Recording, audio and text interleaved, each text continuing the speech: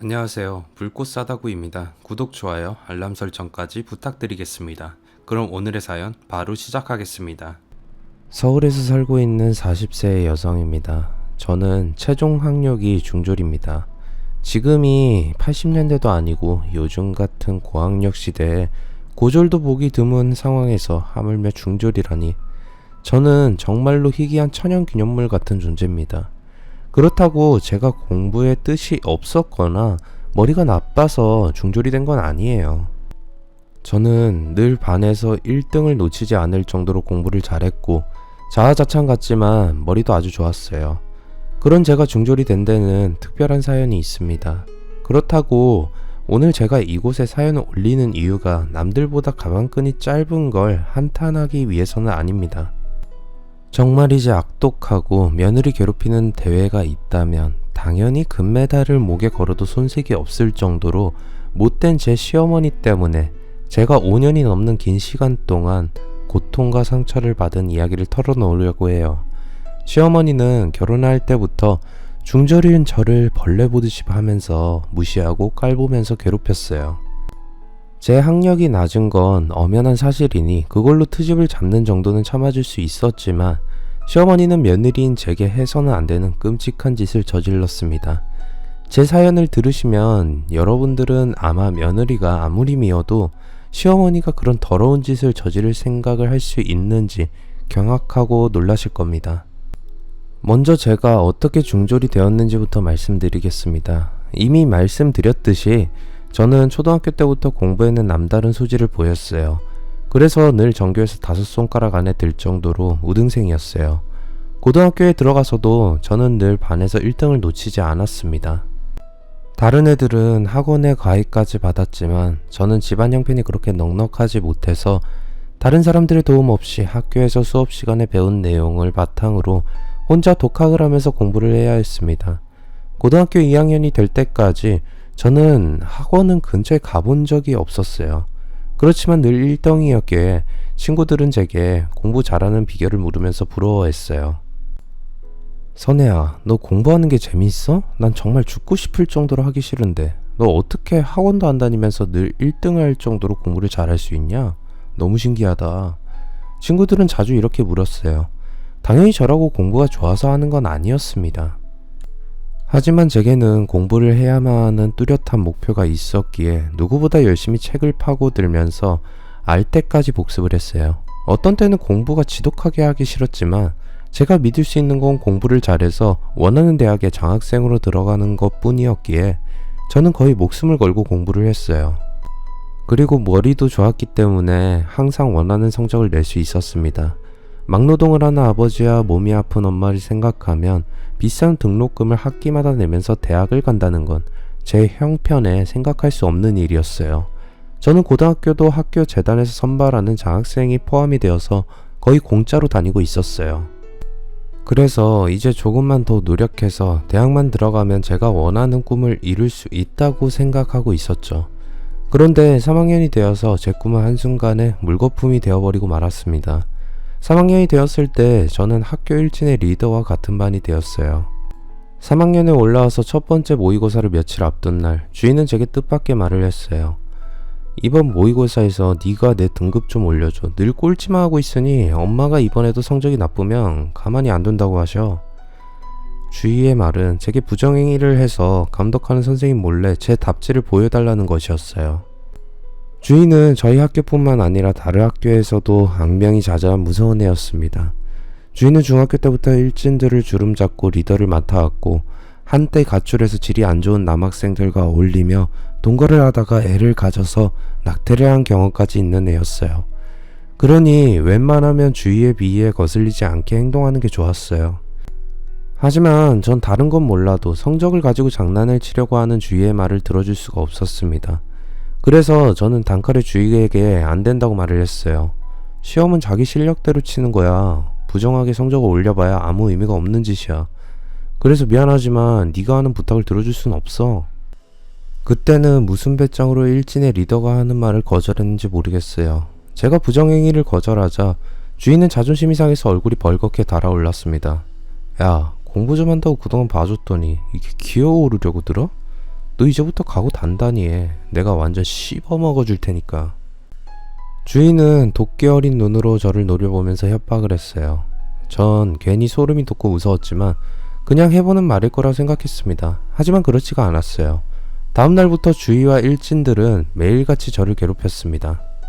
일진들에게 심하게 맞고 협박을 당하면서 몇 달이 지나자 저는 학교를 가는 게 너무 두렵고 무서워지면서 노이로제가 걸리게 되었어요. 제가 이상하다는 걸 알아챈 엄마는 학교 선생님에게 말씀을 드렸지만 학교에서는 별다른 조치를 취하지 않았어요. 그리고 일진들은 더욱 집요하게 저를 괴롭히기 시작했습니다. 도저히 견디기 힘든 폭력과 고통을 당하던 저는 매일같이 되풀이되는 끔찍한 악몽 같은 고통에서 벗어나기 위해서 차마 해서는 안 되는 극단적인 시도를 하고 말았습니다. 다행히 목숨은 건졌지만 저의 자살 시도로 부모님은 엄청난 충격을 받으셨어요. 몸이 회복된 다음에 저는 정신과 상담을 받았습니다. 저를 상담한 의사는 엄마에게 입원해서 안정을 취하면서 정신과 치료를 받아야 한다고 말을 했어요.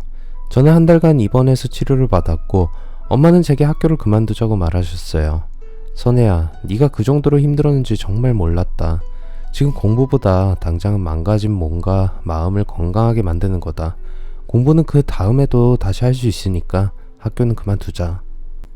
저는 2달 뒤면 대학 입학시험인데 전학을 가서 다른 학교에 다니면서 대학 입학시험을 준비하겠다고 했습니다. 하지만 엄마가 선생님들과 상의를 해본 결과 제가 원하는 대로 하는 게 쉽지 않다고 했어요. 우선 졸업이 몇 개월 남지 않은 고3인 제가 전학을 가는 게 어렵다는 겁니다. 그리고 벌써 2달이 넘게 결석을 해서 수업 일수를 채우지 못해서 유급이 되거나 퇴학을 당할 수 있다고 했답니다. 선생님들은 차라리 그럴 바에는 그냥 자퇴를 하고 나중에 검정고시를 봐서 고졸 자격을 따고 대학 입학을 준비하는 게 나을 거라고 했다는 겁니다. 엄마와 저는 며칠 동안 의논한 끝에 고등학교 졸업을 3개월 남겨두고 자퇴를 하게 되었어요. 그래서 저는 중졸이 되었던 거죠. 자살 시도의 후유증에서 완전히 벗어난 저는 검정고시 준비를 시작했어요. 그런데 불행은 연속적으로 저를 덮쳐왔습니다. 공사 현장에서 일을 하시던 아버지가 몸을 다쳐서 병원에 입원을 하셨어요. 엄마도 신장이 좋지 않은 지병이 있어서 일을 못 하시니 이제는 제가 나서는 수밖에 없었어요. 저는 검정고시 준비를 뒤로 미루고 생활전선에 뛰어들었습니다. 하지만 세상살이는 아직 어리고 경험이 없는 제게 만만한 것이 아니었어요. 중졸인 제가 번듯한 직장을 구하는 건 하늘의 별 따기보다 어려웠어요. 수도 없이 이력서를 넣고 면접을 보았지만 번번이 탈락하는 저는 일단 알바를 시작했습니다. 식당과 편의점, 주유소 등 알바를 전전하는 사이에 몇 년의 시간이 빠르게 흘러갔어요. 그 사이에 아버지도 몸이 나아지셔서 다시 일을 하게 되셨고 엄마도 건강을 완전히 회복하진 못했지만 간단한 부업은 할 수 있을 상태가 되었어요. 당장 시급한 먹고 사는 문제는 해결이 되었지만 저는 공부를 할 시기를 놓치고 말았어요. 돌아보니 정신없이 일만 하다가 어느덧 20대 중반의 나이가 되어버렸던 거죠. 이제 와서 새삼스럽게 검정고시를 쳐서 대학을 간다는 게 별 의미가 없다는 생각이 들었어요. 너무 늦어버린 겁니다. 그래서 그냥 이렇게 사는 게 내 운명이구나 라고 편하게 생각하면서 받아들이기로 했어요. 저는 집에서 나와서 원룸을 얻어서 독립을 했습니다. 그리고 일을 하면서 혼자 살았는데 저의 유일한 취미는 홈쇼핑이었어요. 그때 저는 대형마트에서 판매직으로 일을 하고 있었어요. 낮부터 저녁 늦게까지 일을 하느라 여유롭게 쇼핑을 할 시간이 없었습니다. 장을 볼 시간도 없어서 마트에서 일이 끝나면 문을 닫기 전에 허겁지겁 장을 봐서 집으로 오곤 했어요. 그래서 저는 저녁 시간에 소파에 눕듯이 기대서 홈쇼핑 채널을 돌아다니면서 새로 나온 신제품들을 구경하고 주문하는 게 유일한 낙이자 취미생활이었어요. 그러다 보니 저는 택배기사와 친해지게 되었어요. 그는 제가 자주 주문을 하는 홈쇼핑 채널의 배송을 맡고 있는 회사의 기사였어요. 그는 일주일이면 5일은 배달 때문에 저희 집에 들리게 되었습니다. 처음에는 마주쳐도 인사조차 하지 않았지만 몇 달 지나면서 어느 순간 그가 먼저 제게 말을 걸었어요. 홈쇼핑을 꽤나 많이 하시네요. 네, 낮에는 일하느라 시간이 없어서요. 이게 제 유일한 낙이고 취미예요. 그러시구나. 저야 일거리를 만들어 주시니 고맙지만 괜히 필요도 없는 물건 광고에 홀려서 덜컥 사지 마세요. 그의 말에 저는 마음이 찔렸어요.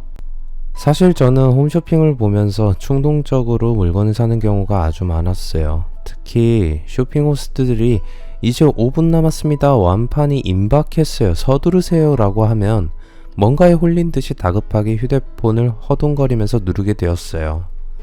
그래서 제 집에는 사고 보니 내가 이걸 왜 샀지 하는 생각이 들어서 버리지도 못하고 포장만 뜯고 쓰지도 않고 쌓아둔 박스들이 수도 없이 쌓여 있었어요. 그러다 좁은 원룸에서 더 이상 둘 데가 없어지면 한 번도 사용하지 않은 새 것을 중고품을 거래하는 사이트에 등록을 해서 헐값에 파는 일도 많았어요. 친구들도 제가 지나치게 쇼핑을 즐긴다고 하면서 쇼핑 중독 초기 증상 같으니 상담을 받아보라는 말까지 했어요. 그래도 저녁이면 저는 자동적으로 리모컨을 돌려가면서 습관처럼 쇼핑을 했어요. 그 택배기사는 저희 동네가 자기가 맡은 마지막 구역이라고 했어요. 그래서 늘 밤 9시가 넘어서 마지막으로 배달이 왔어요. 어떤 날은 제 집이 마지막 배송지라고 했어요. 그러면 하루 종일 바쁘게 뛰어다니느라 피곤해 지친 그를 집에 들어오라고 해서 커피를 대접하기도 했어요. 그러면서 저희들은 점점 친해졌고 언제부턴가 서로 묘한 감정을 느끼기 시작했어요.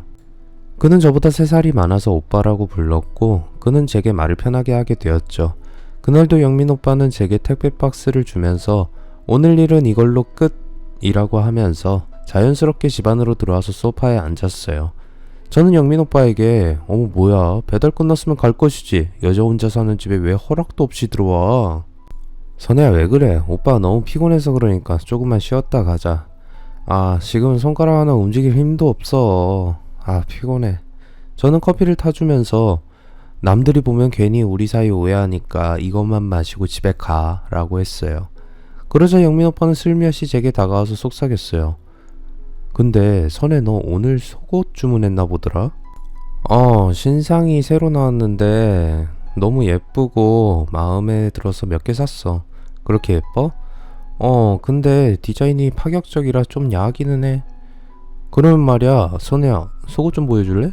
전 영민 오빠가 음큼하다는 생각은 했지만 포장을 뜯어서 속옷을 보여주었어요. 그러자 오빠는 머리를 흔들었어요. 에이 누가 속옷만 보여달라고 했어? 속옷을 입고 보여달라는 거야. 뭐야? 오빠 미쳤어? 미치다니 한 번만 보여줘라. 영민 오빠는 마치 어린애가 과자를 사달라고 엄마한테 조르듯이 속옷을 입은 모습을 보여달라고 보쳤어요. 전 망설이다가 속옷만 입고 영민 오빠의 앞에서 여러가지 포즈를 취하면서 둘만의 패션쇼를 해주었어요. 그리고 그날 영민 오빠는 저와 같이 술을 마셨고 처음으로 제 원룸에서 자고 갔어요. 그 다음부터 저희들은 볼 것 다 본 것 사이가 되었고 자연스럽게 연인이 되었습니다. 그때부터 영민 오빠는 항상 저희 집을 마지막 배송지로 정해서 일주일에 이틀 정도는 제 집에서 자고 갔어요. 그렇게 몇 달이 지난 다음에 영민 오빠는 뭔가를 망설이다가 제게 고백을 했어요. 선혜야, 나 말이야, 너 많이 사랑해. 우리 결혼하자. 저는 오빠와 제가 부부나 마찬가지로 생각하고 있었기에 오빠의 고백이 놀랍지도 않았어요. 그런데 정말 놀라운 일은 그 다음에 일어났어요. 오빠는 한참을 망설이다가 뜻밖의 말을 했어요. 근데 선혜야, 나 있잖아. 가방끈이 좀 많이 짧아. 오빠의 말에 저는 속으로 피식 웃었어요. 가방끈이 아무리 짧아도 나만큼 짧을까라는 생각이 들었기 때문이었어요. 저는 오빠가 아마 고졸이거나 전문대졸이라고 생각했어요. 그런데 오빠는 자기가 중졸이라고 하는 겁니다. 그 말에 전 깜짝 놀라고 말았어요. 제 눈이 동그래지면서 놀라는 걸 본 오빠는 실망한 듯이 고개를 푹 숙이더니 한숨을 쉬었어요. 그래, 역시 너도 실망하는구나. 그럴 줄 알았어. 미안해. 내가 처음부터 중졸이라고 말했으면 네가 나 같은 놈 쳐다보지도 않았을 텐데. 미안해. 지금이라도 네가 원하면 깨끗하게 헤어질 수 있어. 전 피식 웃으면서 오빠의 손을 잡았어요. 오빠, 사실 나도 중졸이야. 어쩜 우리 천생연분인 것 같아. 제 말을 들은 남편은 고개를 번쩍 들더니 정말이냐 물었어요. 전 제가 어떻게 중졸이 되었는지 말해주었습니다. 그러자 오빠도 자기가 중졸이 된 어처구니 없는 내막을 제게 들려주었어요. 공부를 잘했던 저와는 다르게 오빠는 초등학교 시절부터 공부하는 완전히 담을 쌓고 지냈다고 합니다. 그러니 성적은 늘 뒤에서 세는 게 훨씬 빨랐고 고등학교에 들어가면서 질이 좋지 않은 친구들과 어울리다가 패싸움을 하게 되었는데 상대편 학생 중에 하나가 심하게 다치고 말았다고 합니다. 오빠의 패거리 중에 누군가 야구방망이로 그의 머리를 내려쳤는데 뇌를 다친 그는 평생 불구로 장애를 안고 살아야 한다고 했어요. 학교는 발칵 뒤집어졌고 조용히 덮을 수 없는 큰 사건이었기에 누군가는 모든 책임을 지고 십자가를 짊어져야 했는데 남편이 다른 학생들 대신에 총대를 메고 퇴학을 당하기로 폭행죄로 소년원을 가게 되었다고 합니다. 워낙 공부에는 뜻이 없었던 오빠는 소년원에서 나온 다음에는 아예 바로 사회생활을 시작했는데 저처럼 구할 수 있는 일자리가 몸을 쓰면서 일하는 것 뿐이어서 여러가지 일을 전전하다가 택배를 3년 넘게 해오고 있다고 했어요. 야, 정말이야? 난 걱정 많이 했어. 선에 네가 중졸이라고 나를 무시하고 그만 만나자고 하면 어떡하나 생각했어. 그런데 너도 중졸이라니 정말 다행이야. 제가 중졸이라서 새로운 장난감을 얻은 어린애처럼 좋아하는 오빠를 보자 저는 울어야 할지 웃어야 할지 몰라서 서글픈 생각이 들었어요. 하여튼 넓은 세상에서 하늘이 정해준 인연인지 희귀종 둘이 만나서 같이 살게 되었으니 우연은 아니란 생각이 들었습니다.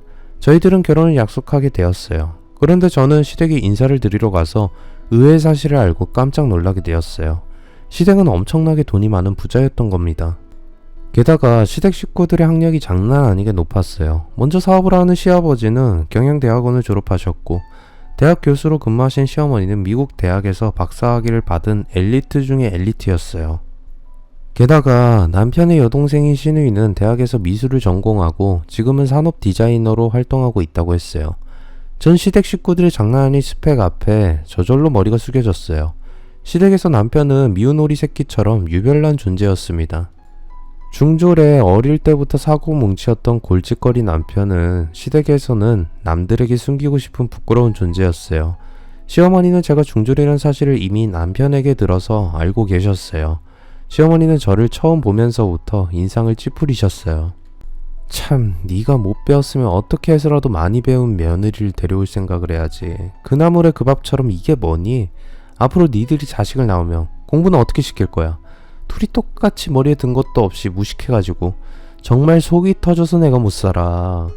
엄마, 원래 비슷한 사람들끼리 어울려야 잘 사는 법이야. 나보다 똑똑한 여자랑 결혼하면 내 체면이 뭐가 되겠어? 남편인 나를 무시하고 머리 꼭대기에 올라서려고 할 거란 말이야. 난 마누라한테 무시당하고는 절대 못 살아. 그래, 못 배우고 무식한 년이랑 결혼하게 된 거 정말 축하한다. 축하해. 시어머니는 그 말을 남기고 저를 싸늘하게 쳐다보고는 방으로 들어가서 문을 쾅 닫아버리셨어요. 전 무안해서 그저 고개만 숙이고 있었는데 신우이도 한숨을 푹 쉬면서 일어났어요. 내 친구들이 새언니 학력을 물으면 뭐라고 대답해야 할지 모르겠네. 오빠, 결혼은 장난 아니고 집안의 중대사야. 어쩌자고 겨우 한글만 하는 중졸을 데려와. 잘나가는 디자이너인 내가 저런 여자를 새언니라고 불러야 돼? 세희, 너 말 함부로 하지마. 내가 분명히 경고해두는데 앞으로 네 새언니 가방끈 짧다고 함부로 대했다가는 내가 가만히 안 둘 거니까 너도 알아서 해. 한 번 수틀리면 끝장을 보는 내 성질 알지? 알아서 해라. 남편이 못을 박듯이 말하자 신우이는 입을 삐죽거리면서 나가버렸어요. 넓은 거실에는 싸늘한 기운만 감돌았습니다. 그래도 시아버지는 남편의 편을 들어주셨어요. 네 시애미가 워낙 똑똑하고 많이 배운 여자라서 네가 성에 차지 않는 게 당연해. 그렇다고 너무 서운하게 생각하지 말거라. 시간이 지나고 네가 정성을 다해서 잘하면 네 시애미도 마음도 점차 열릴 거다. 시아버지는 남편에게도 진지하게 충고를 했어요. 이제 영민이 너도 가정을 책임지는 가장이라는 거 명심하고 정신 바짝 차리고 살아라. 시아버지는 그동안 남편이 부모의 속을 얼마나 썩히면서 말썽을 피웠는지 말하면서 결혼을 하면 이제부터라도 정신을 차리라고 당부를 하셨어요. 웬만하면 장남에게 자신의 사업을 물려주기 마련이지만 남편은 자질이나 능력이 사업가가 되기에는 부족해서 시아버지는 남편의 자신의 사업에 절대 관여하지 못하게 하고 있었어요.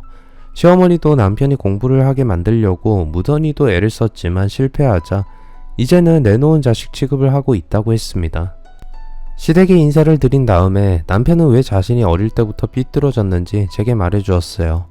아버지와 엄마는 늘 세입만 위해 주었고 나는 늘 뒷전이었어. 공부를 못한다는 이유로 나를 사람 취급도 하지 않았단 말이야. 시부모님은 공부도 잘하고 똑똑한 시누이만 챙겼고 하라는 공부는 안 하고 늘 딴짓만 하는 남편에게는 신경도 쓰지 않았다고 합니다. 그래서 어릴 때부터 남편은 부모님에 대한 반항심이 커져갔고 사춘기가 되면서 삐뚤어졌다고 합니다. 고등학교에서 퇴학을 당하고 소년원까지 다녀온 뒤에 남편은 부모님에게 의지하지 않고 어렵고 힘들어도 혼자 일을 하면서 지금까지 버티면서 살아왔다고 했어요. 남편의 마음속에는 어릴 때부터 부모에게 받은 압박이 심리적인 부담으로 작용하고 있었고 공부를 잘하는 여동생만 편애하는 부모에 대한 원망과 미움이 자기를 삐뚤어지게 만들었다고 했어요. 원인이야 어떻게 되었든 저의 선택으로 가방끈이 짧은 것이니 시어머니를 원망할 생각은 없었어요. 전 앞으로 많이 힘들겠지만 어떻게 해서든지 시어머니의 마음에 들도록 해야겠다고 마음을 굳게 먹었어요. 시어머니는 상견례 자리에서도 가난한 부모님을 깔보는 눈빛으로 쳐다봤습니다. 시어머니 상견례를 마친 다음에 제가 들으라는 듯이 무식한 데다가 가난하기까지 하니 정말 최악이야. 어떻게 이렇게 재수가 없을 수가 있을까?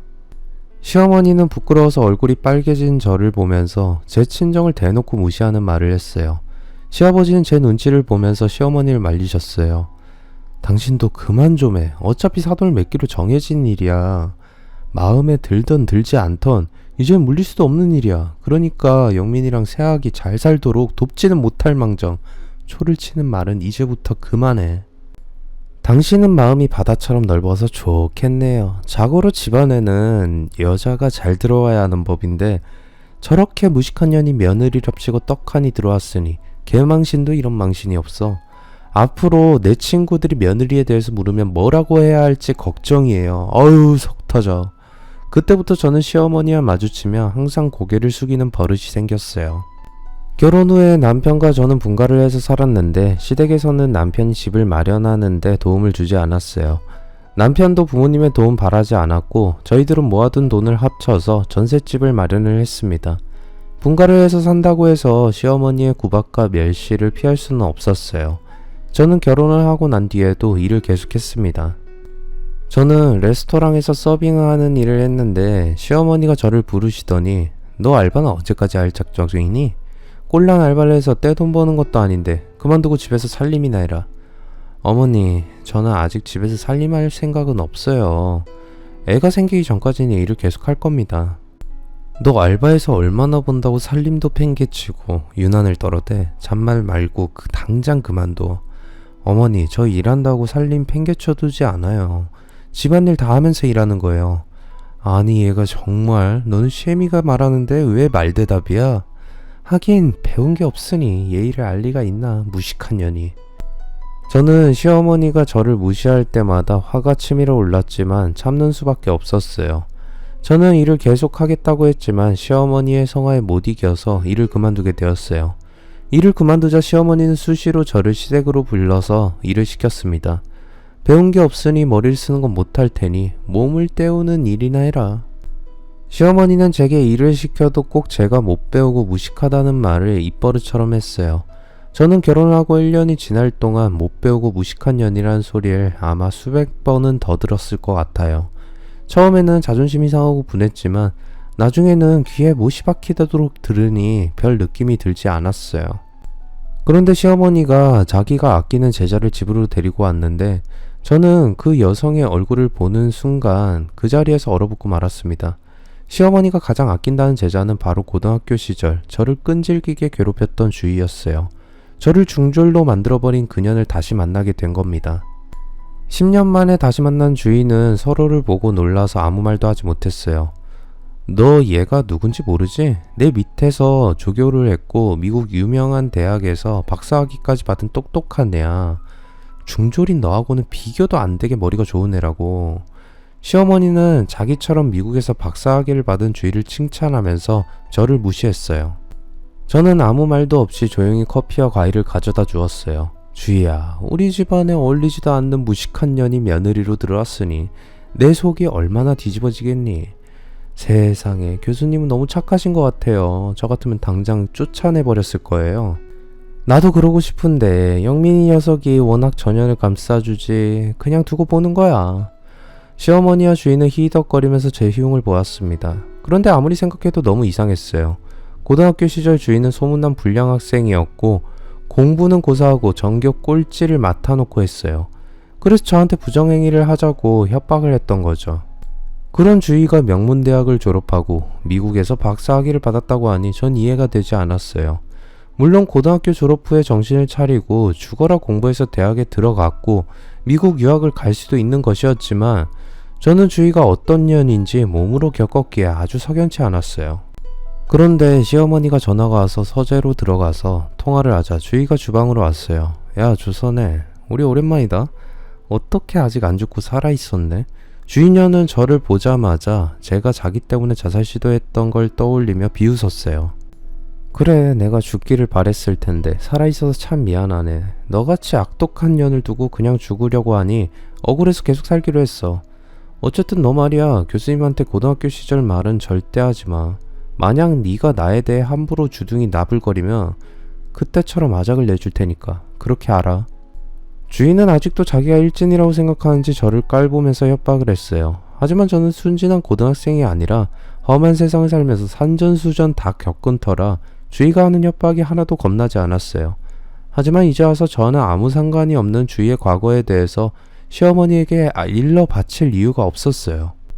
그리고 제가 아무리 말해봐야 시어머니가 제 말을 들어줄 리도 없었어요. 걱정하지 마. 너하고 난 이제 아무 관계도 없는 모르는 사이야. 네가 무서워서가 아니라 인간 같지도 않은 년은 상대하고 싶지 않아서 그래. 좋아. 하여튼 우리 서로 모르는 사이야. 약속 지켜.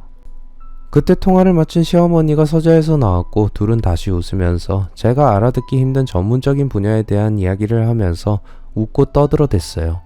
그 뒤로 주인은 자주 시댁에 드나들었어요. 그때는 시어머니가 아끼는 제자니까 자주 불러서 대화하는 거라고 생각했는데 그년들은 저 몰래 정말 끔찍한 계획을 은밀하게 꾸미고 있었다는 걸 나중에 알게 되었습니다. 제가 결혼한 지 3년이 지났을 때 저는 남편에게 이제는 애를 가져야 하지 않겠냐고 했어요. 여보, 이제 우리도 애를 가져야지. 그래, 당신 말이 맞아. 그런데 내 생각에 우리 아직 준비가 안 된 것 같아. 애를 가지는데 무슨 준비가 필요해? 당신은 애가 생기면 돈이 얼마나 들어가는지 알아? 우리 1년만 더 돈을 모으고 난 다음에 애를 가지도록 하자. 그래도 늦지 않아. 그렇긴 하지만 나는 빨리 애를 가지고 싶어. 그건 나도 마찬가지야. 그러니 1년만 더 준비를 하자. 엄마도 당신한테 애를 빨리 가지라고 재촉하지는 않잖아. 그래, 알았어. 당신 생각대로 할게. 남편의 말대로 시어머니는 제가 왜 애를 가지지 않냐는 말은 단 한 번도 하지 않으셨어요. 결혼한 지 3년이 지나도록 애가 없으면 당연히 시어머니가 나서서 물어볼 텐데 시어머니는 그런 것에는 전혀 신경을 쓰지 않으셨죠. 한편으로는 다행이었지만 또 한편으로는 저에게 관심조차 주지 않는 시어머니가 야속하게 느껴지기도 했습니다. 그러다 저는 주희에 대해서 정말 엄청난 사실을 알게 되었어요.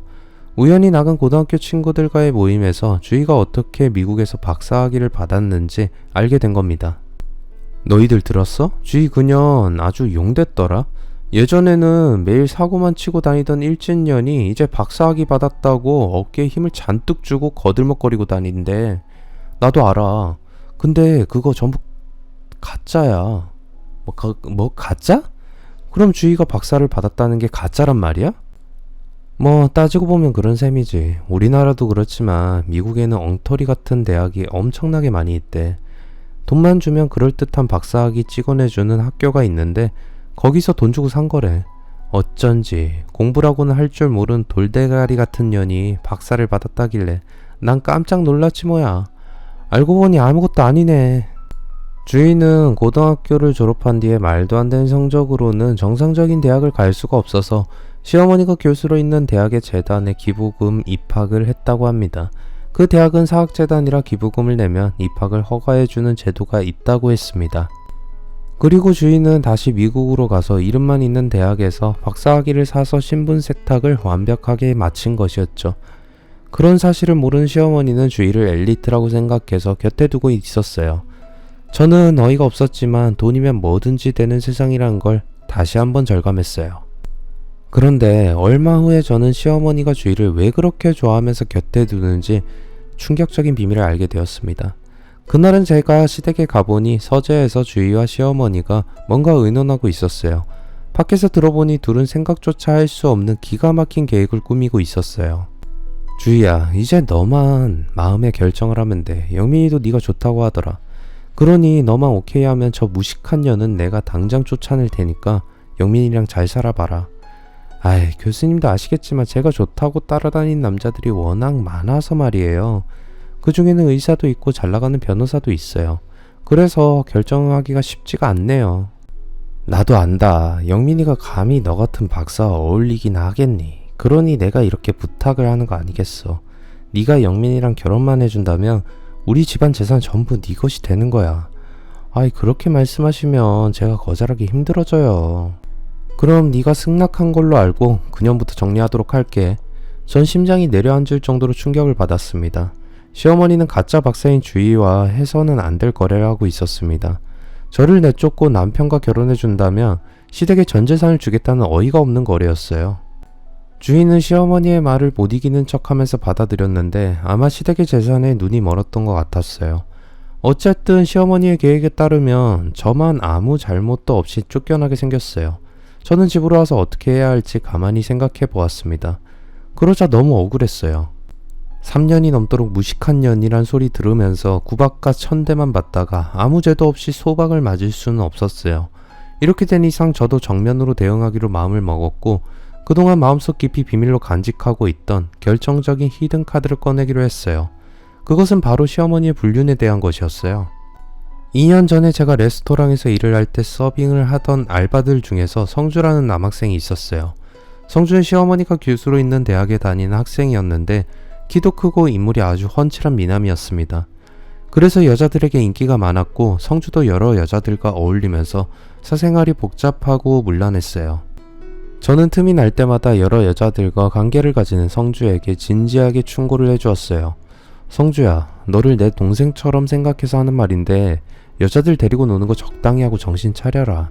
지금이야 젊으니까 마냥 즐기면서 사는 게 좋지만 너도 곧 결혼해야 하는 나이가 되는데 그때도 이런 식으로 방탕하게 생활하면 정말 곤란해. 그러니 지금부터 정신 차려라. 누나가 나를 걱정해주는 건 고마운데 나는 결혼 같은 거에 얽매이지 않고 자유롭게 살고 싶어요. 한 번뿐인 인생인데 한 여자만 바라보면서 평생을 살아야 하다니 정말 끔찍해요. 성주는 자기는 자유연애주의자라고 했고 결혼 같은 거에는 관심이 전혀 없다고 했어요. 그러던 어느 날 성주가 아주 멋진 스포츠카를 끌고 레스토랑에 나타났어요. 저는 깜짝 놀랐습니다. 어머 성주야, 네가 무슨 돈이 있어서 이렇게 비싼 차를 타고 다니니? 성주는 싱글벙글 웃으면서 아주 죽이는 스폰서를 물었다고 했어요. 자기 대학의 교수인데 우연히 수업을 듣게 되었고 교수 연구실에 몇 번 찾아가서 강의 내용에 대해서 개인적으로 물어보다가 친해져서 이제는 내연관계가 되었다고 했어요. 그 여교수는 자기한테 완전히 빠져서 원하는 건 뭐든지 다 해준다고 하는 겁니다. 저는 문득 불길한 느낌이 들어서 그 여교수가 누구냐고 물었더니 성주는 대뜸 자기 휴대폰에서 그녀와 같이 다정한 포즈로 찍은 셀카들을 보여주었어요. 역시 그녀는 시어머니였어요. 세상에 환갑을 바라보는 나이에 자기 아들보다 한참 어린 남학생과 바람을 피우다니. 제게는 입만 열면 교양이 어떻고 예의가 어떻고 하더니 정작 자기는 짐승만도 못한 짓거리를 하고 다녔던 거죠. 전 당장 시아버지에게 일러 바치려다가 그냥 모른 척 해버렸습니다. 시아버지가 시어머니의 불륜을 알게 되면 시댁에는 엄청난 파장이 불어닥칠 것이고 저에게 득이 될 게 아무것도 없었어요. 전 시어머니의 불륜을 제 가슴에만 묻어두었고 곧 레스토랑을 그만두면서 성주와도 연락이 끊어졌어요. 하지만 이제는 가만히 있는 저를 내치고 사기꾼 같은 주인형과 남편을 재혼시키려고 하는 인간 쓰레기 같은 시어머니를 용서할 수가 없었어요. 자기 위신과 집안만 생각하고 한 여자로서 제 인생은 망가지든 말든 신경도 쓰지 않는 시어머니에게 본때를 보여주기로 했어요. 저는 성주에게 연락을 해서 아직도 그 여교수를 만나는지 물어보았어요. 성준이 당연히 만나고 있다고 하면서 얼마 전부터는 그녀와 관계를 하면 동영상을 찍는 취미가 생겼다고 했어요. 그래서 저는 모른 척하고 그런 영상을 찍어서 보면 기분이 어떤지 알고 싶다고 했어요. 괜찮을 것 같으면 남편과 할 때 찍어 보려고 한다고 했죠. 그러자 상주는 기가 막히게도 시어머니와 자기가 관계하는 동영상을 제게 보내주었습니다. 며칠 후에 시어머니가 저를 불렀어요. 내가 많이 생각해봤는데 너 우리 집안에 맞지 않는 것 같아. 그러니 영민이랑 이혼하고 헤어져라. 내가 위자료는 섭섭하지 않게 줄 테니까. 뭐 어머니께서 그렇게 말씀하시니 제가 나가야겠네요. 그런데 어머님이 먼저 이 집에서 나가셔야 할 것 같아요. 뭐야? 인연이 그게 무슨 말이야? 제가 재미있는 영상을 하나 구했는데 아버님하고 같이 보세요. 저는 동영상을 시어머니와 시아버지에게 전송해 주었어요. 그리고 그날 오후에 시댁은 난리가 나버렸죠. 화가 머리끝까지 난 시아버지께서는 시어머니의 뺨을 수도 없이 때린 다음에 시댁에서 쫓아내버렸습니다. 저는 대학 본부에도 그 영상을 보냈어요. 그래서 시어머니는 교수직을 잃고 대학 강단에서도 쫓겨나게 되었어요. 이혼을 당하고 빈손으로 쫓겨나게 된 시어머니는 저를 찾아와서 악에 받쳐서 악담을 퍼부어댔습니다. 이런 못된 년 같으니 나하고 무슨 원수를 졌길래 고자질을 해서 내가 쫓겨나게 만들어. 네가 이러고도 무사할 것 같아? 대가리에 든 것도 없는 저런 년을 진작에 내쳤어야 했는데 이런 처죽일 년 같으니. 이보세요. 내가 없는 말을 지어냈나요? 모두 당신이 새파랗게 어린 제자하고 놀아났기 때문이잖아요. 왜 저를 원망을 해요? 그리고 제가 중졸이라고 무시하지 마세요. 적어도 나는 당신처럼 많이 배우고 똑똑한 사람같이 남편 몰래 제자랑 늘어놓는 파렴치한 짓은 안 해요. 시어머니는 분해서 씩씩거렸지만 그녀의 인생은 이미 끝이 나버렸어요. 이제 저는 시어머니가 시키는 대로 저 몰래 주위와 놀아난 남편에게도 책임을 물었어요. 난 누가 뭐래도 당신만 믿었는데 당신은 나를 버리고 다른 년이랑 바람을 피웠어. 나 절대로 당신을 용서할 수가 없어. 여보 미안해. 엄마가 하도 만나보라고 닥달을 해서 몇 번 만났던 것 뿐이야. 이제는 그년이랑 모든 관계를 정리할 테니까 우리 다시 시작하자. 하지만 저는 남편의 말을 믿을 수도 없고 남편과 시댁의 모든 정이 떨어져 버린 상태여서 주저하지 않고 이혼 소송을 했어요. 소송에 들어가자 시아버지가 저를 조용히 불러서 얘야 모두 내 잘못이다. 내가 집안 단속을 못해서 생긴 일이야. 너한테는 정말 면목이 없고 미안하다. 염치 없지만 이혼 소송을 취하해주면 안 되겠니? 벌써 소문이 파다하게 퍼져서 내가 얼굴을 들고 다닐 수가 없구나. 제발 부탁한다. 시아버지는 업계에서 이름 알려진 저명한 사업가였기 때문에 배우자의 불륜에 아들의 외도까지 걸려서 소송을 당했다는 소문이 돌자 사업에 치명적인 타격을 받고 있다고 했어요.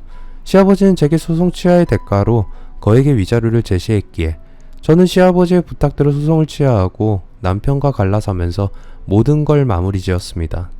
얼마 지나지 않아서 들리는 소문에 따르면 남편은 주희와 재혼을 했는데 주희는 시댁의 모든 재산을 자기 앞으로 돌린 다음에 전 남편과 이혼하려다가 시아버지에게 발각이 되었다고 했어요. 시아버지는 용서해달라고 비는 주희를 사기죄로 경찰에 고발해버렸고 주희는 구속이 되었다고 합니다. 경찰 조사 과정에서 주희에게는 처음부터 같이 살던 동거남이 있었다는 사실이 드러났다고 합니다. 이혼을 당하고 대학에서도 쫓겨난 시어머니는 건물 청소를 하며 근근히 살아가고 있다고 합니다. 모두가 자업자득이고 자승자박인 셈이죠. 이제 저는 중졸의 학력을 부끄러워하지 않고 당당하게 자신있게 살고 있습니다. 세상을 살아보니 많이 배우고 똑똑한 사람들이 인간 이하의 파렴치한 짓을 더 많이 한다는 걸 분명하게 알았기 때문입니다. 두 번째 사연입니다. 서울에서 살고 있는 50세의 남성입니다. 전 어린 시절부터 부모님의 사랑이라고는 받아보지 못하고 자랐습니다.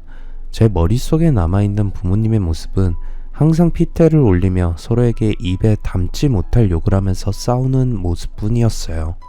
엄마와 싸우다가 성질을 이기지 못한 아버지는 집안의 물건들을 부수면서 분풀이를 하셨어요.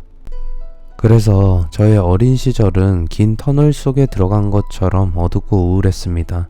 저는 어른이 되어서 부모님 밑에서 독립을 하게 되면 좋은 일이 생길 거라고 생각했어요. 그런데 성인이 되어서 결혼을 한 뒤에 저는 더 엄청나고 기가 막힌 일을 당하게 되었습니다. 제가 세상에서 가장 사랑했던 아내 때문에 죽을 고생을 하면서 모았던 돈 모두 날리고 지옥 같은 경험을 하게 되었던 거죠. 저는 이곳에서 아내에게 배신을 당한 아프고 비참한 경험을 한 다른 분들의 사연을 자주 보았지만 제 아내는 다른 남자와 바람이 나서 남편을 버린 것과는 차원이 다른 어처구니 없는 짓을 저질렀어요. 아내는 저를 버린 것뿐만 아니라 자기가 낳은 딸에게도 엄마로서는 할 수 없는 짓을 저질렀어요. 전 그것 때문에 아내를 용서할 수 없습니다. 고슴도치도 자기 자식은 귀하게 여긴다는데 아내는 그런 짐승만도 못한 인간 이하의 짓을 태연하게 저지르고도 반성은커녕 적반하장 같은 뻔뻔스러운 태도를 보였습니다. 여러분들이 제 이야기를 들으시면 너무 충격적이어서 사실이 아니라고 생각하실지도 모릅니다. 믿든 믿지 않든 여러분들의 판단이라고 생각하고 제가 아내로 인해 겪게 된 기가 막히고 비참한 사연을 시작하겠습니다.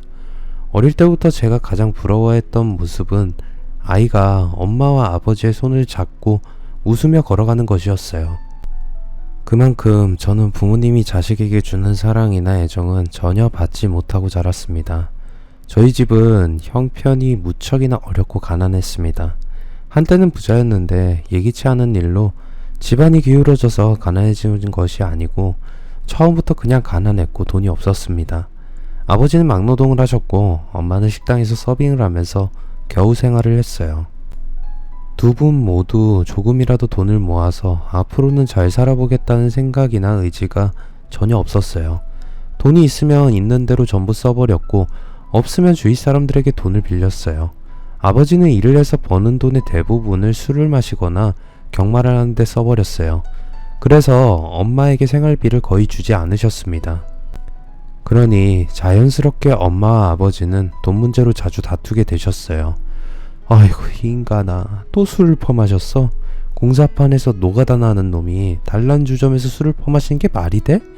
집에는 쌀이 떨어져서 당장 먹을 게 없는데 목구멍으로 술이 넘어가, 이 미친놈아? 시끄러워. 집구석에만 들어오면 가장을 동네 똥개 쳐다보다면서 매일 돈 내놓으라고 닥달을 해대니 답답해서 술을 마신다. 엄마는 일당을 받으면 동료들과 같이 어울려 고급 유흥업소에 가서 카드빚을 내서 도우미들을 불러서 어울리지 않는 유흥을 즐기는 아버지를 잡아먹을 듯이 몰아세웠고, 아버지는 매일 쪼들리는 답답한 현실에서 잠시라도 탈출하고 싶은 생각 때문에 빚을 내서라도 경마를 하면서 한방을 노리거나 유흥업소에서 여자 도우미들과 어울리면서 앞이 보이지 않는 현실을 잊고 싶어 하셨어요. 시간이 지날수록 빚은 늘어만 갔고 형편은 나아지지 않고 더 어려워지기만 했어요. 그러다 제가 초등학교를 졸업할 무렵에 도저히 견디지 못한 엄마는 집을 나가버렸고 아버지는 다른 여자와 재혼을 했는데 새엄마는 저를 무척이나 미워하면서 구박을 했어요. 아버지가 없을 때는 새엄마에게 맡기도 했고 밥도 제대로 차려주지 않았습니다. 저는 서러웠지만 새엄마의 구박을 아버지에게 말할 수는 없었어요. 그저 속으로 조금만 더 참고 견디자, 곧 어른이 되어서 독립하면 구박받지 않고 살 수 있어 라고 생각하면서 버텼습니다. 그런데 제가 독립을 하는 날이 생각보다 일찍 찾아왔습니다. 고등학생이 되었을 때 아버지가 갑자기 돌아가셨어요. 그날도 일을 마치고 유흥업소에서 동료들과 술을 엉망으로 마신 아버지는 집으로 돌아오시다가 교통사고를 당하신 겁니다. 아버지는 병원으로 옮겨졌지만 새엄마와 제가 도착하기도 전에 세상을 떠나버리셨어요. 그때까지는 하루라도 빨리 혼자 독립하기를 간절하게 바랬지만 막상 아버지가 돌아가시자 전 무섭고 두려워졌어요. 그리고 새엄마는 충격적인 행동을 했습니다. 새엄마는 아버지의 죽음을 전혀 슬퍼하지 않았어요. 아버지의 장례식을 치르면서 저는 새엄마가 누군가와 전화통화하는 걸 우연히 듣게 되었습니다. 자기야, 정말 하늘이 나를 버리지 않으셨지. 그 자식이 드디어 죽었어. 언젠가는 이런 날이 올 거라고 생각해서 보험에 들어둔 게 신의 한 수였어.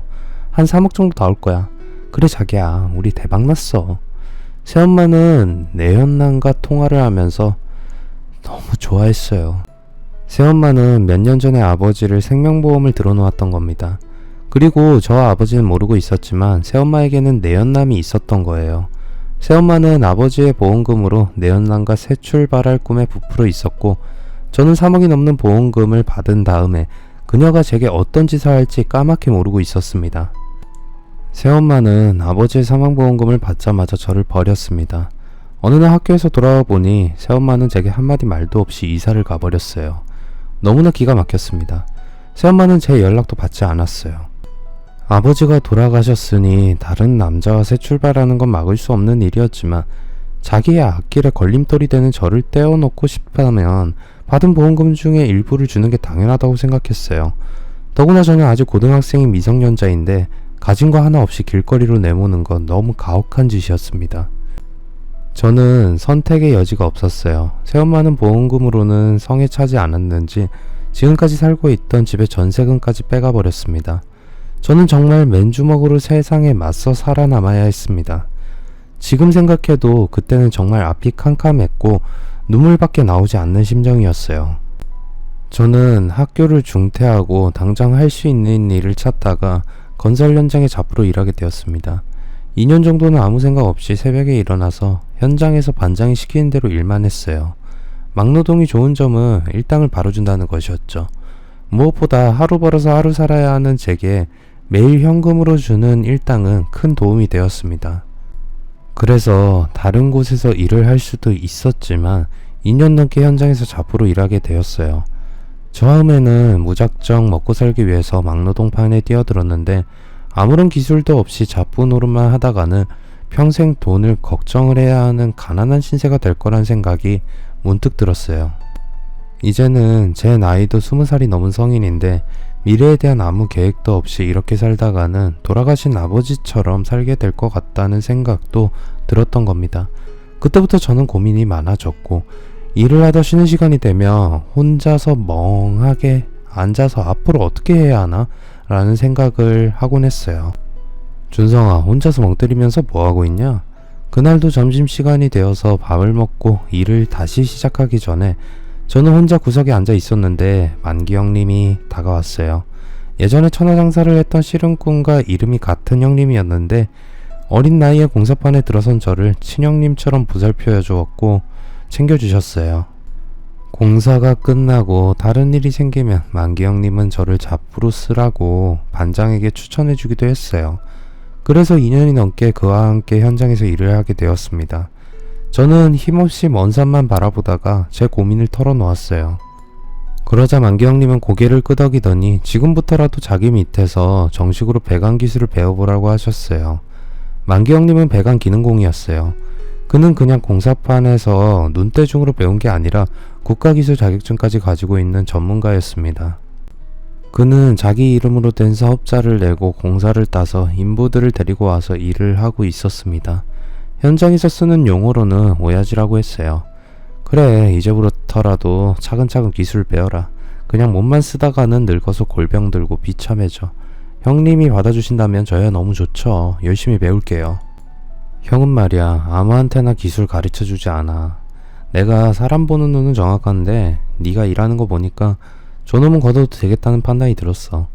만기 형님은 그간 제가 뭐든지 최선을 다해서 일하는 걸 좋게 보셨어요. 그래서 저를 걷어주겠다고 하신 겁니다. 그때부터 저는 만기 형님의 배관업체에 들어가서 몇 년 동안 전국의 공사 현장을 떠돌아다니면서 배관 기술을 하나씩 배우게 되었어요. 모든 직종이 마찬가지겠지만 배관 일이란 게 무거운 것을 옮기는 일이 많아서 육체적으로도 힘들었지만 꼼꼼하고 세심하게 작업해야 하는 부분들이 많아서 항상 집중해야 했습니다.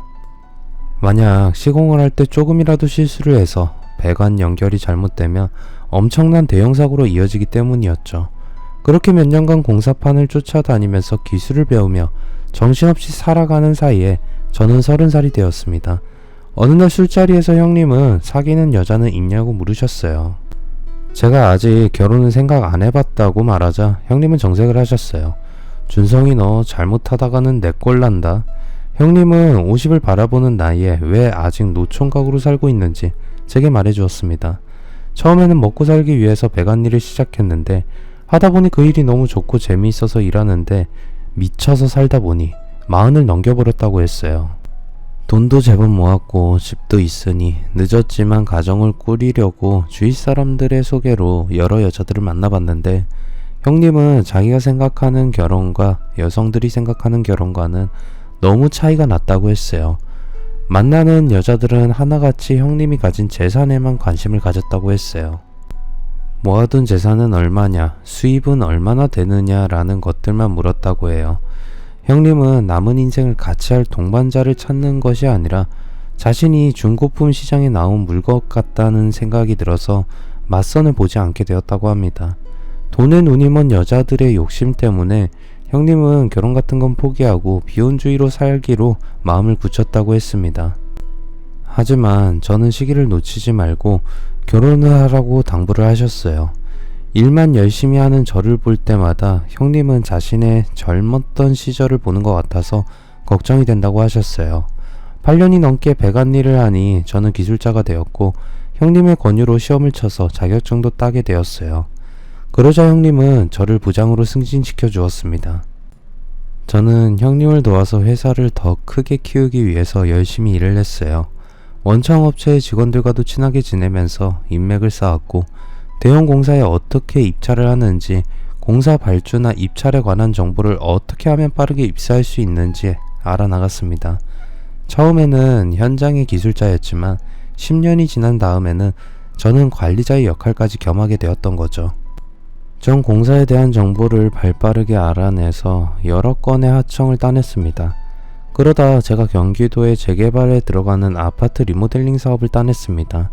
정보를 입수한 저는 사업권을 가진 원청업체의 고위 직원과 미리 접촉을 해서 하청 계약을 하게 된 것이었죠. 공사 기간이 1년 이상 걸리는 장기 프로젝트였어요. 공사 기간 동안 저희들은 현장 근처에 빌라를 숙소를 잡아놓고 생활을 했습니다. 하루는 일을 마치고 숙소에 돌아가시다가 시원한 맥주가 생각이 나서 근처의 편의점으로 갔다가 알바를 하고 있던 아내를 만나게 되었어요. 저는 첫눈에 아내가 마음에 들었어요. 아내는 늘 웃는 인상이었고 얼굴뿐만 아니라 목소리도 너무 예뻤어요. 저런 여자와 같이 살면 얼마나 좋을까 하는 생각이 들었습니다. 그때부터 하루에 한 번은 편의점에 들리면서 눈도장을 찍었어요. 한 달이 조금 넘게 지나자 아내도 저를 알아보게 되었고 서로 인사를 하는 걸 넘어서 안부도 묻는 사이가 되었어요.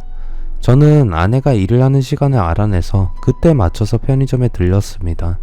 그리고 여러 달 동안 망설이다가 용기를 내서 아내에게 고백을 하게 되었죠. 저 미연씨, 오늘 일 마치면 같이 맥주나 한잔 할까요? 그러자 아내는 방긋이 웃으면서 맥주요? 좋아요. 저도 오늘은 일 마치면 집에 혼자 캔맥주나 마실까 생각하던 참이었어요. 아내는 의외로 순순히 데이트 신청에 응해 주었어요. 그날 저희들은 가까운 공원에서 캔맥주를 마시면서 데이트를 하게 되었고 그 뒤로는 자주 같이 밥을 먹거나 맥주를 마시면서 가까워지게 되었어요. 이제는 서로 연인이라고 생각할 사이가 되자 아내는 자기가 어떻게 살아왔는지 말해 주었습니다. 아내는 어릴 때 부모가 교통사고로 한꺼번에 돌아가시면서 친척에 맡겨졌는데 그 친척은 10살이던 아내를 보육원에 보내버렸다고 해요. 아내는 보육원에서 부모의 얼굴조차 모르는 다른 아이들과 같이 자라서 고등학교를 졸업하고 얼마 안 되는 자립지원금을 가지고 세상 속으로 나오게 되었다고 합니다. 독립한 뒤로 아내는 고시원에서 지내면서 닥치는 대로 일을 했고 19의 나이에 알바를 하던 식당 주인에게 성폭행을 당하는 아픔을 겪기도 했다고 합니다.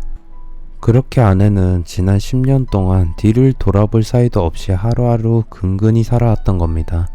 저와 아내의 사이는 점점 가까워졌고 만기 형님과 다른 직원들도 제가 연애를 한다는 거 알게 되었어요. 그러자 형님과 다른 직원들은 한결같이 입을 모아서 확실하게 자기 여자로 만들어야 한다고 강조했어요. 자고로 여자란 말이야. 일단 잡아뜨려야 내 것이 되는 거야. 사랑한다고 말로만 백날 떠들어봐야 말짱 헛것이라고.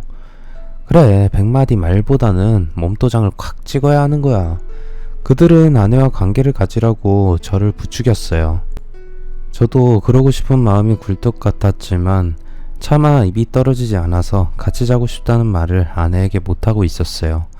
그런데 며칠 뒤에 형님과 다른 직원들이 숙소를 비워주겠다고 했어요. 성준아, 내일이 디데이야. 우린 모텔로 가서 잘 테니까 확실히 끝을 봐. 화이팅!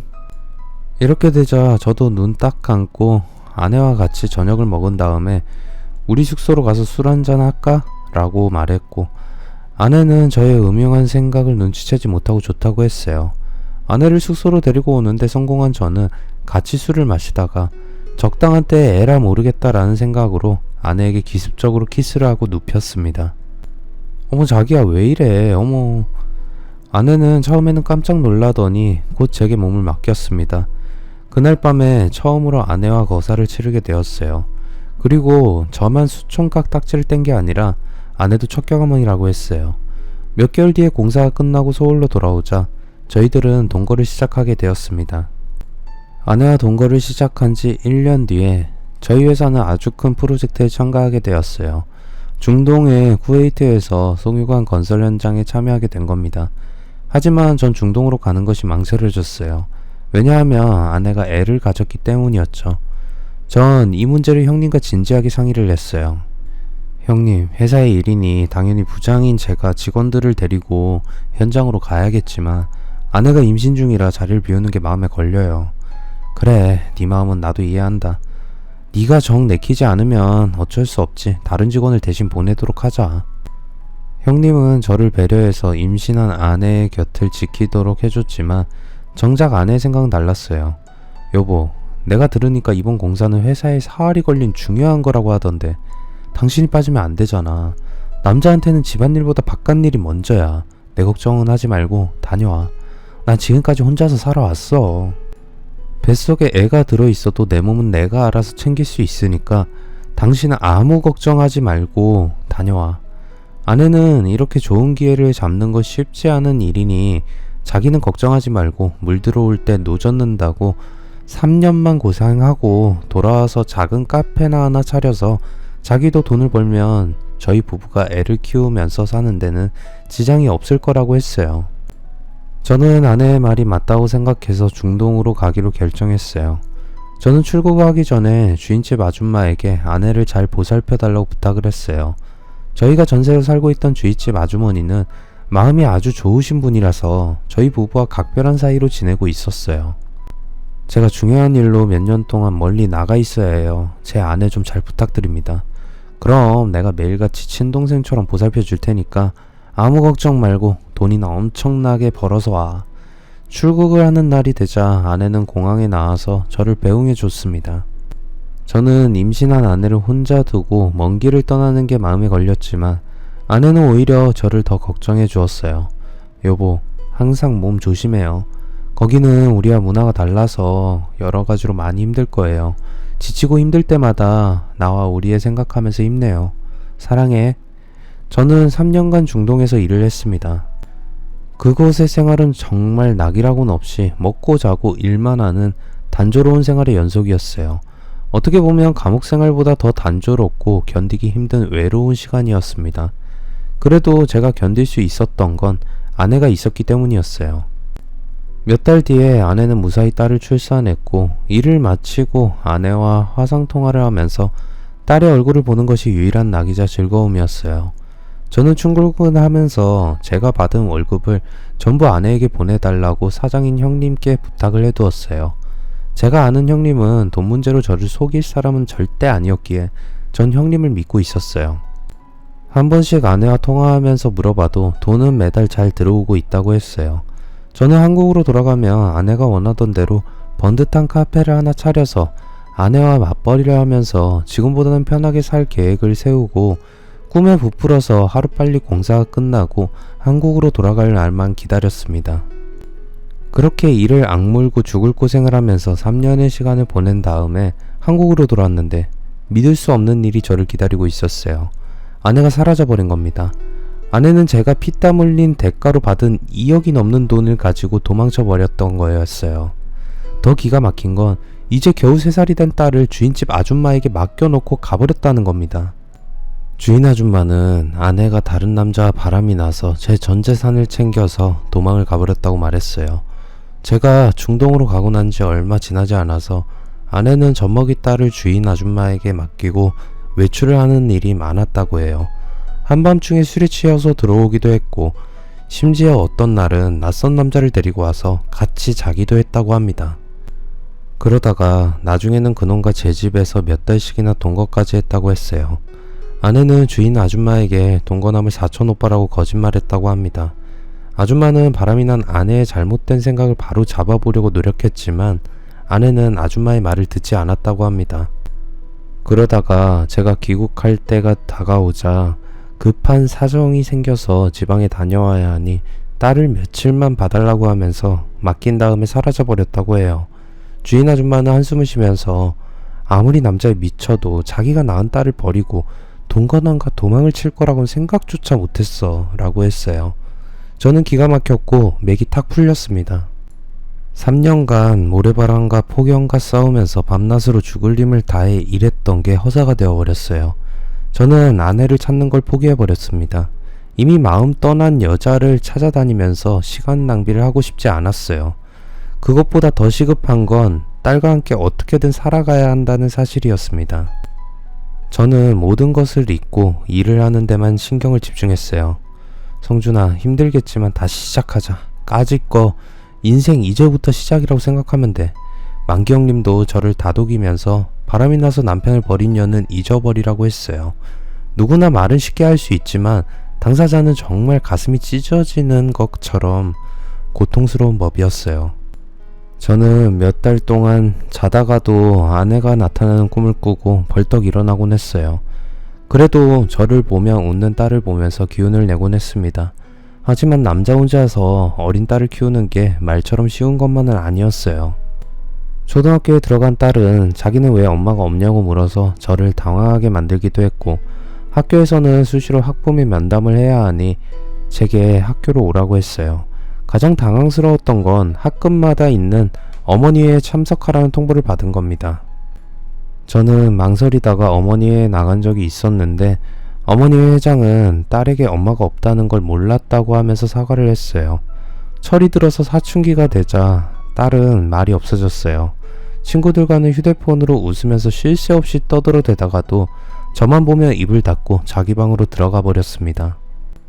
저는 딸과의 거리가 멀어지는 것만 같아서 딸과 친해지려고 무던하게 노력했지만 딸은 좀처럼 제게 마음을 열지 않았어요. 제이야, 오늘 저녁은 나가서 외식할까? 아니, 싫어. 왜, 먹고 싶은 거 없어? 없어. 그러지 말고 먹고 싶은 거 있으면 말해. 아빠가 다 사줄게. 아, 진짜 안 먹는다고 했잖아. 왜 자꾸 귀찮게 해, 짜증나게.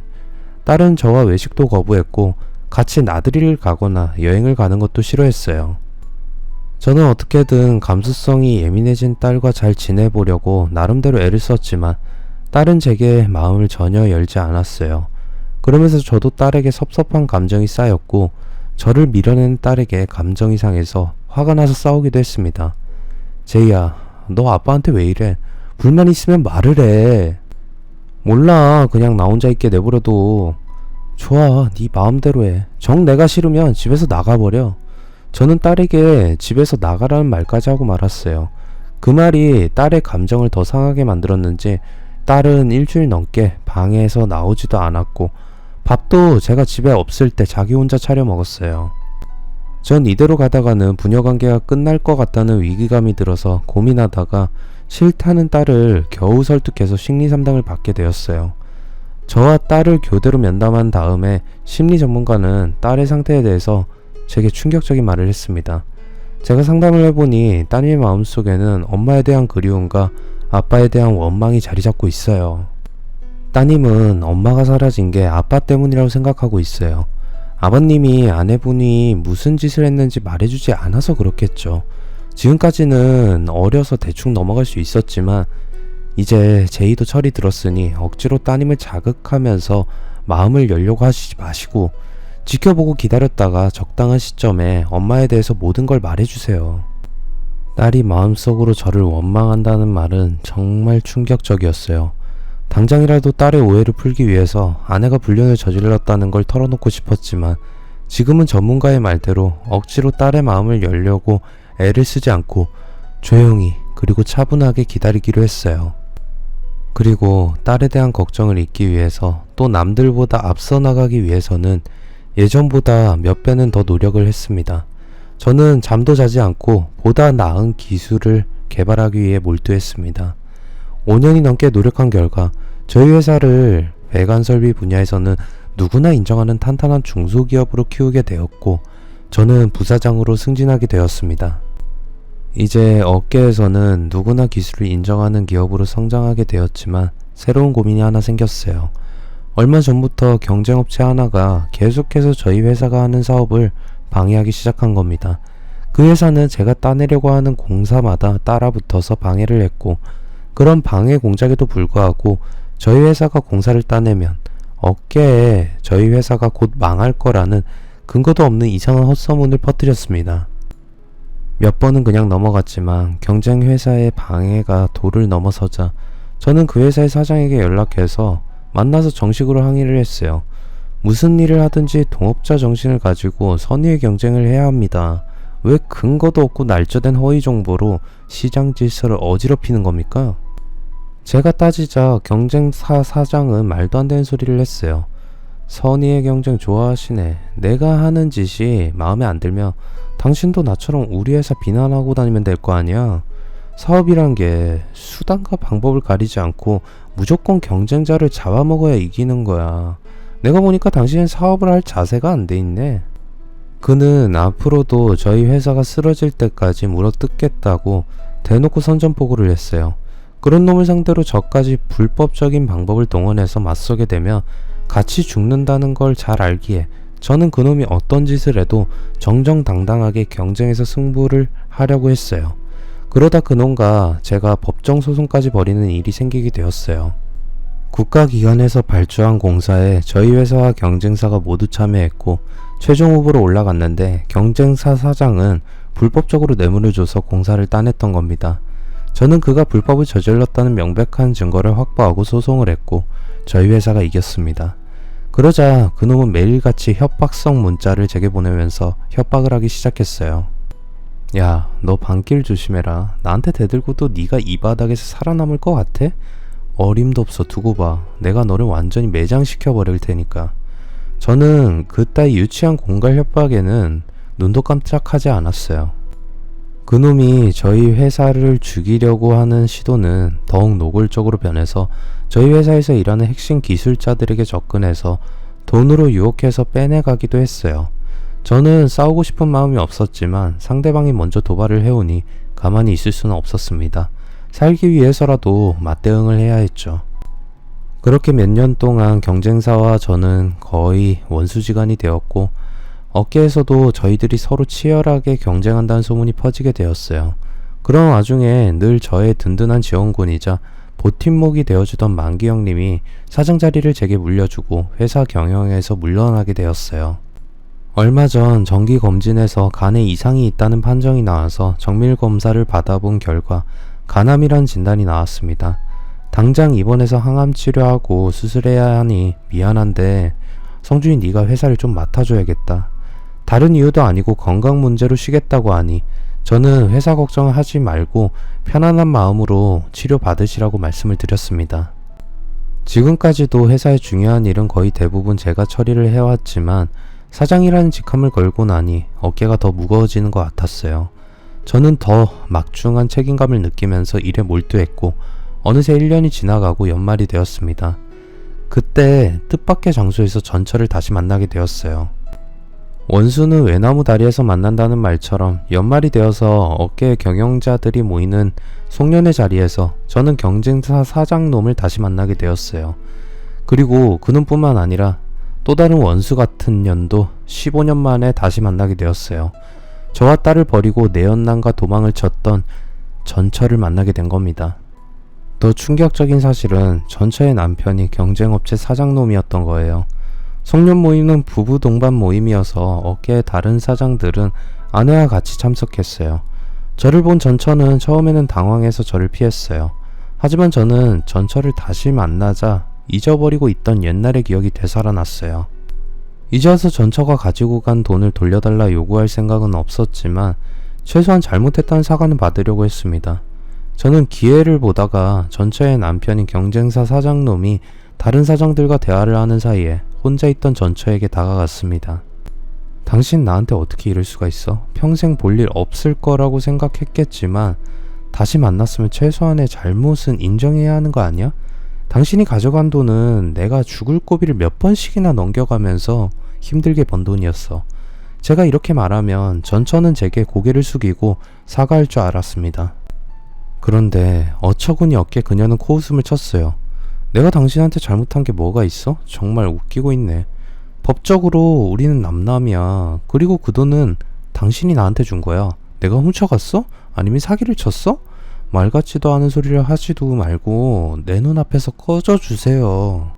전처는 뻔뻔스럽게 그 돈은 제가 자기한테 줬으니 자기 돈이라고 했고 마음이 맞는 남자가 생겨서 결혼을 했는데 뭐가 문제냐고 했어요.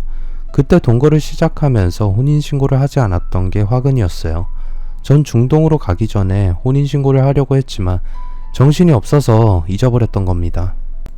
그러니 전처의 말대로 그녀와 저는 법적으로 아무 관계도 아니었어요. 전 기가 막혀서 멍하게 서 있었는데 전처의 남편이 제게 다가왔어요. 어이 정 사장, 괜히 생트집 잡으면서 사람 괴롭히지 마. 한 번만 더 내 와이프한테 찝적대면 가만 안 둘 거니까 알아서 해. 그놈은 아예 협박을 했어요. 그는 전처가 저와 동거를 했고 제 애를 낳은 것도 알고 있는 것 같았어요. 손이 발이 되게 빌어도 모자라는 판에 두 년놈의 어처구니 없는 태도에 저는 억울해서 그냥 물러설 수는 없다는 생각이 들었습니다. 혼인신고를 안 했어도 동거도 사실혼이야. 내가 소송을 해서라도 너희 년놈들이 나한테서 가져간 돈은 모두 찾아올 거야. 소송을 하든 당신 마음대로 해. 전처는 저를 가소롭게 보면서 비웃었어요. 저는 전처의 내연남이었던 그놈과 몇 년 동안이나 경쟁을 해왔다고 생각하니 어이가 없었고 그놈이 지금의 회사를 만들어서 성공하는 밑거름이 된 종잣돈이 제가 피땀 흘려서 번 돈이었다는 걸 생각하니 억장이 무너질 노릇이었습니다. 저는 가슴이 답답하고 억울해서 분해서 그날 밤 혼자서 취하도록 술을 마셨어요. 제가 전처를 다시 만났다는 말을 들은 형님은 제게 이혼과 위자료 청구 소송을 하라는 말을 했어요. 그런 인간 말종 같은 것들은 그냥 두면 안 돼. 무슨 수를 쓰든지 홍구멍을 내줘야 되는 거야. 내가 잘 아는 변호사가 있으니까 한번 만나봐. 내가 알기로는 사실혼을 증명만 할 수 있으면 된다고 하더라고. 저는 형님이 소개해준 변호사를 만나서 법적으로 소송을 할 수 있는지 의논을 했습니다. 예상은 하고 있었지만 워낙 오래전 일이어서 간단한 문제는 아니었어요. 변호사도 제 설명을 들은 다음에 난감한 듯이 말했습니다. 18년 전에 동거를 했던 아내의 불륜에 대해서 지금 위자료를 청구한다. 글쎄요, 민사는 딱히 정해진 시효기간이 없어서 가능하긴 한데 아내분과 사실혼이었다는 걸 확실히 증명하는 게 쉽지 않을 것 같습니다. 변호사는 법률적으로 제가 저 여자와 살았다는 것만 증명하면 간단하지만 그 동거가 법에서 정하는 혼인관계 수준이 되어야 한다고 했어요. 참, 법이란 건 이래서 일반인들에게 가까이 하기에는 너무 어렵고 복잡한 것이었어요. 가장 간단한 방법은 따님이 아내분의 자식이란 것만 증명하면 되는 거죠. 그러려면 친자 확인을 해야 하는데 아내분과 따님이 응해줄지가 의문이네요. 변호사의 말처럼 제 딸이 전처의 자식이라는 걸 입증하면 되지만 전처가 유전자 감식에 응해줄 리가 없었어요. 그래서 변호사는 우선 저와 전처의 동거관계를 확실하게 목격한 증인을 내세워서 소송을 한 다음에 법원에서 전처와 딸의 유전자 감식을 명령하는 방식을 취하기로 했어요. 그래서 저는 저희 부부가 예전에 살았던 집에 주인 아줌마를 수소문해서 찾기 시작했어요. 그녀는 2년 동안 저희 부부를 옆에서 지켜봐왔고 간단하게였던 제 딸도 돌봐주었기에 저의 동거를 입증해줄 가장 확실한 증인이었어요. 하지만 10년 전에 연락이 끊어진 주인 아줌마를 찾는 건 정말 쉬운 일이 아니었어요. 저는 흥신소의 도움까지 받아서 겨우 주인 아줌마를 만나게 되었습니다. 제 사정을 들은 주인 아줌마는 흔쾌히 자기가 증인이 되어주겠다고 했어요. 어휴, 나도 마누라 잘못 만나서 전 재산 잃고 혼자서 딸을 키우는 걸 생각하면 마음이 아팠는데 내가 도울 수 있는 게 있다면 도와야지. 고등학생인 딸도 증인이 되어주기로 약속했어요. 처음에 딸은 그런 문제에 끼어들고 싶지 않다고 하면서 거절했어요. 하지만 저는 그동안 딸에게 숨겨왔던 전처의 불륜을 모두 말해주었습니다. 그러자 딸이 제 부탁대로 증인이 되어주기로 했어요. 지금까지 저는 전처가 딸을 버렸다는 말만은 하지 않았는데 이제는 딸도 진실을 알아야 했기에 모두 솔직하게 털어놓았던 거죠. 소송이 시작되자 전처도 변호사들을 고용해서 맞대응을 했습니다. 법정에서 저희들은 치열하게 공방을 벌였고 저는 여전히 반성을 하지 않는 전처의 태도에 화가 나서 소리를 지르면서 말싸움을 하기도 했습니다. 판사는 딸에 대한 친자 확인을 명령했어요. 그러자 전처의 태도가 달라졌습니다. 아마 그녀는 변호사들이 유전자 감식을 하면 뻔한 결과가 나와서 소송에서 패하게 되니 그 전에 제게서 가지고 간 돈을 돌려주고 합의를 보는 게 좋을 거라고 전처에게 말했던 것 같았어요. 전처는 1억을 가지고 저를 찾아왔습니다. 그녀는 1억짜리 수표를 카페 테이블에 올려놓고 이걸로 합의하고 소송을 끝내자고 했습니다. 하지만 저는 그 수표를 돌려주고 전처의 얼굴에 찬물을 끼얹어 버렸습니다. 내가 돈 때문에 이러는 게 아니야. 네 년이 낳아서 버리고 간 불쌍한 제이가 내가 어떤 년인지 똑똑히 알아야 하기에 소송을 하는 거고, 제이도 증인으로 법정에 불렀던 거야. 한번 시작한 이상 나는 끝까지 갈 테니까 너도 각오 단단히 하는 게 좋을 거야. 전 18년 동안 딸의 가슴에 맺힌 엄마에 대한 그리움과 상처를 이번 기회에 모두 없애줘야 한다고 생각했어요. 딸은 법정에서 전처의 구차한 변명을 모두 들었고 그동안 엄마를 동정하면서 저를 원망하던 마음이 달라지기 시작했어요.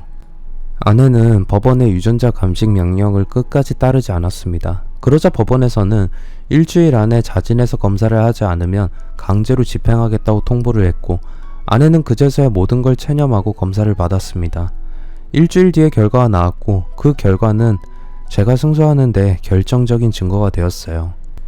지루하게 끌던 재판이 끝나자 딸은 제게 그동안 숨겨왔던 자신만의 속마음을 털어놓았어요.